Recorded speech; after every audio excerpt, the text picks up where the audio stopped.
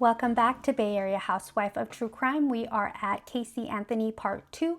As a reminder, topics may be triggering. Listener and viewer discretion is strongly advised. The people mentioned are innocent until proven guilty in court. Cindy testified that it was her who searched for chloroform on the family computer because she thought chlorophyll was making her dog sick. However, Cindy's former boss testified that Cindy was in fact physically at work when the searches of chloroform on the family computer were made. They even provided logs from Cindy's work computer showing she had signed in physically during those times. On Sunday, June 15, 2008, Father's Day at around 11 a.m., Cindy and Kaylee visit Alex Plessy, who was Cindy's father and Kaylee's great-grandfather, at Mount Dora Nursing Home. After this, they head over to Cindy's mom, Shirley Plessy's home for dinner at around 4 p.m. Later that evening, they come back to the Anthony home on Hope Spring Drive and they swam in the backyard pool. That night, when Casey comes back to the house, Cindy and her get into an argument because Casey had stolen $300 from her grandfather. Alex Plessy had sent Casey a birthday check, and she used the routing and checking account number to pay a cell phone bill. Kaylee Marie Anthony was last seen alive on June 16, 2008. At trial, neither the prosecutors nor the defense challenged that she died on this day. At 1:44 p.m., Casey and Amy Wizenga spoke on the phone for 36 minutes. It is believed by Casey's criminal defense team that it was during this call that Kaylee opened the sliding door to the backyard, climbed the ladder to the pool, got into the pool, and accidentally drowned. George finds Kaylee dead, carries her to where Casey is inside, and yelled, "Look at what you've done. Your mother will never forgive you, and you will go to jail for child neglect for the rest of your friggin' life." At 2:51 p.m., someone uses the Anthony family home computer and searches pro-suicide websites and foolproof suffocation. For 31 days, Casey lied about her whereabouts, saying she was working at Universal Studios, at Disney World, or in Tampa with Zanny the nanny. Casey also changed her Yahoo email and MySpace password to Timer55. At trial, the prosecution speculated that 55 meant the 55 days between the last day Kaylee was last seen alive, June 16th, and what would have been her third birthday of August 9th. On Wednesday, June 18th, 2008, Casey knocked on her neighbor's door, Brian Berner, and asked to borrow a shovel. She returned it after about an hour. On June 24, 2008, at around 10:30 a.m., George called the police to report a break-in because the gas cans in his shed were missing. He noticed this when he was getting ready to mow the lawn. At around 2:30 p.m. later that day, Casey popped up and he told her about the gas cans, and she did not tell him that it was her who took them the previous day.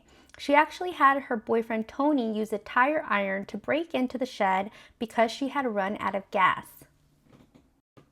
In the spring of 2008, Casey met Anthony Lazzaro on Facebook.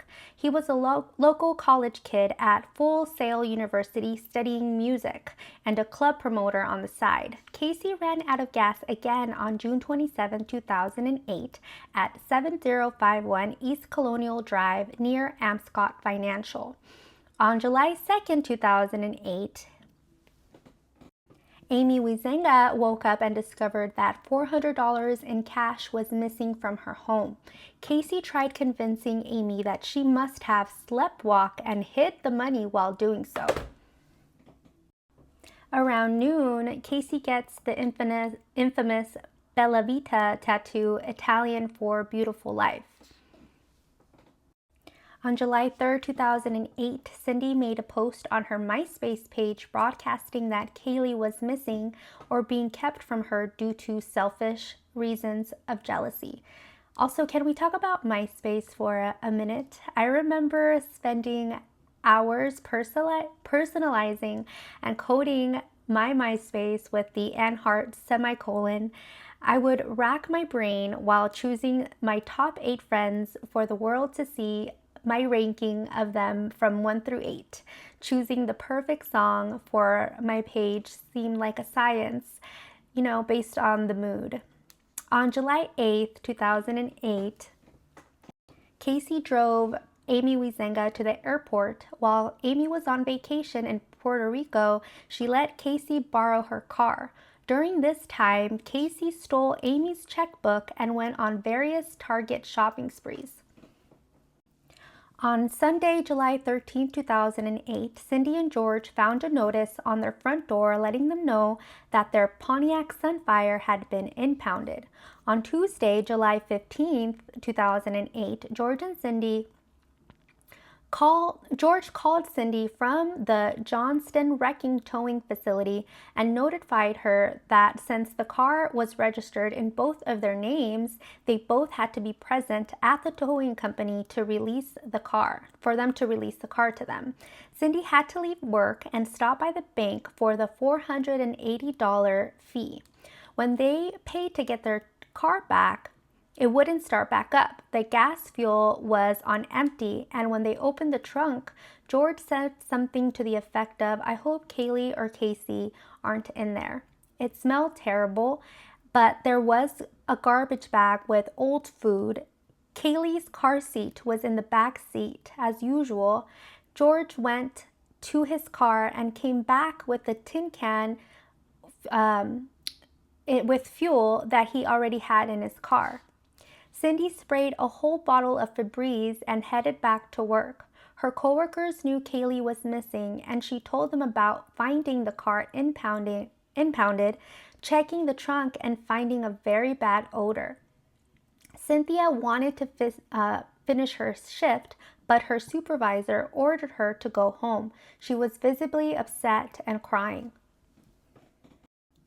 Cindy found Amy's phone number in the smelly car and, as a last resort, called her. Cindy asked if she knew where Casey or Kaylee were. Amy explained that she had just gotten back from vacation, but last she heard, Casey was staying with a man named Tony. Cindy had no idea who this Tony was. She asked Amy if she could take her to his place, and she agreed. During the drive to Tony's apartment, Amy told Cindy about the missing $400 in cash, to which Cindy responded, "No, honey, that money's gone. You'll never see it again." They got to Tony's apartment, and Cindy made Amy knock and ask for Casey while she lurked in the hallway. Surprise, Sade! Cindy, Amy, and Casey left Tony's apartment, but not before Cindy told Tony, "I hope you have a lot of money because she'll take you for all you have."